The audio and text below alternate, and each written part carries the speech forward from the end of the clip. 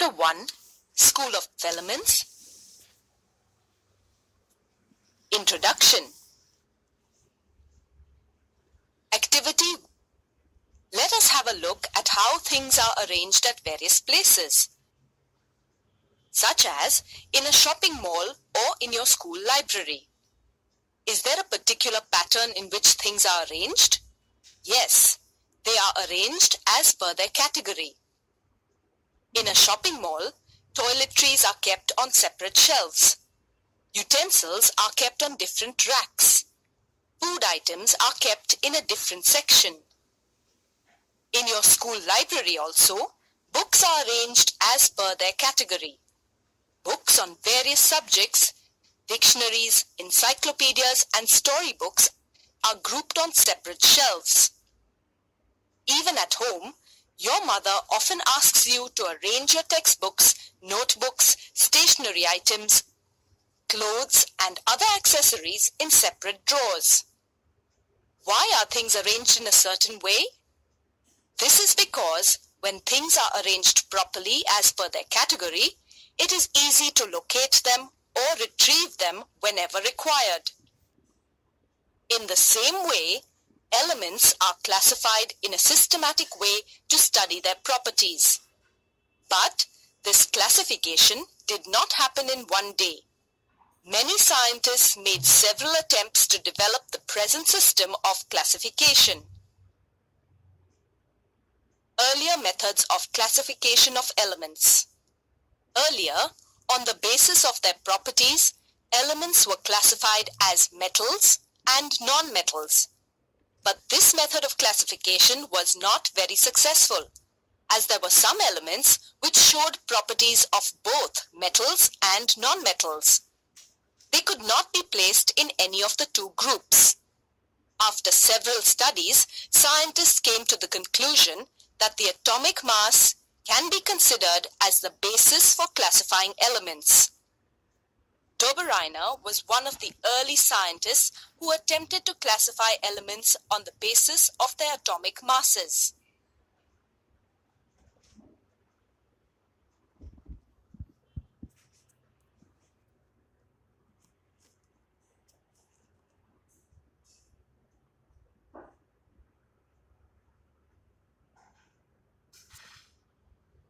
Dobereiner's triads. Johann Wolfgang Dobereiner was a German scientist who studied pharmacy at Munchberg in Germany and then chemistry at Strasbourg. Later, he became a professor of chemistry and pharmacy at the University of Jena.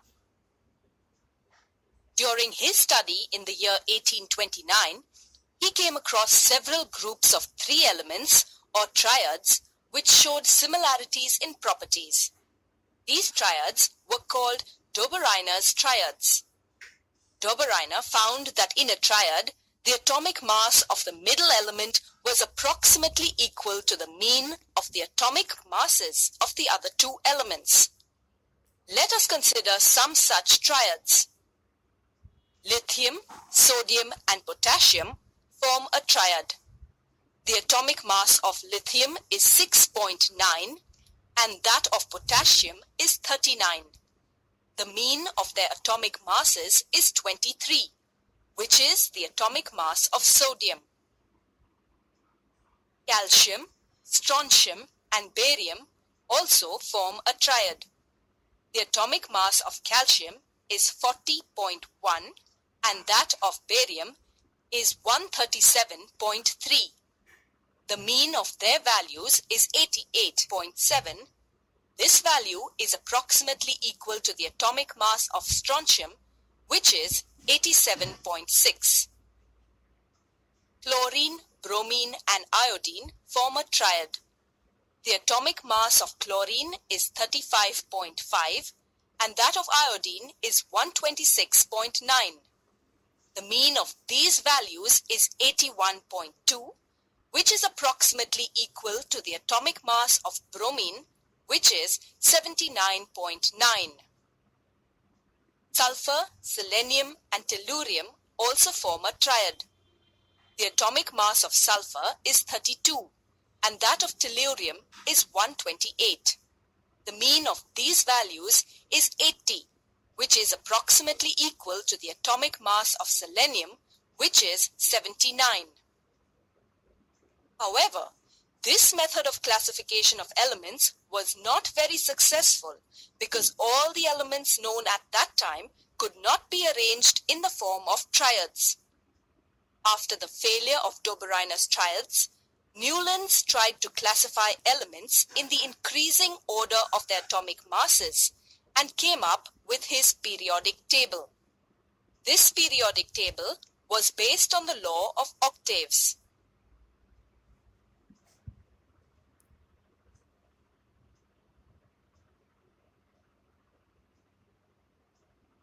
Newlands octaves. Newlands periodic table. Newlands was an English chemist born in London. He studied at the Royal College of Chemistry. In 1864, he began his career as an analytical chemist. In 1868, he became the chief chemist in a sugar refinery. He later gave up his work as a chemist and worked as an analyst. He arranged the 56 elements, then known in the increasing order of their atomic masses. He divided the elements into horizontal rows of 7 elements each. This was called as Newlands periodic table. He found that every 8th element had properties similar to that of the first. This trend was similar to the octaves of music, where the 8th note is similar to the first. Newlands proposed a law of octaves which states that when elements are arranged in the increasing order of their atomic masses, the properties of the 8th element are similar to the first. Therefore, his classification was known as Newlands octaves. However, Newlands octaves failed because of some drawbacks. Let us discuss them. Only elements like lithium, sodium and potassium, beryllium, magnesium and calcium, and pairs of elements like boron and aluminium, carbon and silicon, nitrogen and phosphorus, oxygen and sulfur, and fluorine and chlorine showed similarities in properties. Every 8th element after calcium did not show properties similar to the first one.